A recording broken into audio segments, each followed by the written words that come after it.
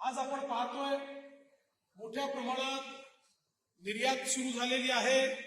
वेगवेगळ्या प्रकारे आपण जगाच्या मार्केटशी जोडलो जातो आणि अशा सगळ्या परिस्थितीमध्ये जर आपल्याला विकासाकडे जायचं असेल तर फंक्शनल एअरपोर्ट असणे आणि एअर कनेक्टिव्हिटी असणे हे अत्यंत महत्वाचं असतं। आणि या सोलापूरमध्ये तर अनेक वर्षांपासून एअरपोर्ट होतं, पण ते एअरपोर्ट चालत नव्हतं।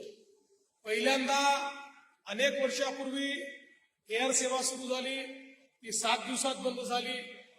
2009 साली सुरू झाली, मग ती पुन्हा बंद झाली।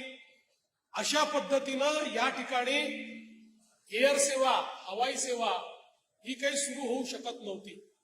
आणि मग अशा परिस्थितीमध्ये 2014 नंतर आम्ही हा प्रयत्न सुरू केला की सोलापूर सारखं महत्वाचं शहर, याच्या आसपास कुठेही फंक्शनल एअरपोर्ट नाही आणि जोपर्यंत इथलं एअरपोर्ट आपण सुरू करत नाही तोपर्यंत हा शहर आणि हा जिल्हा, जो पर्यटनाच्या दृष्टीने देखील अत्यंत महत्वाचा जिल्हा आहे, एकीकडे या ठिकाणी ही संतभूमी आहे, पंढरपूरला पांडुरंग आहे, इकडे सिद्धरामेश्वर आहे, बाजूला त्या ठिकाणी आई तुळजाभवानी आहे, सगळी शक्तीपीठं जिथे आहेत त्या ठिकाणीही एअर कनेक्टिव्हिटी नसली तर जी काही भक्त मंडळी देशभरातून यायची असतात ती येत नाहीत किंवा त्यांच्या येण्याचा ओघ हा कमी होत असतो।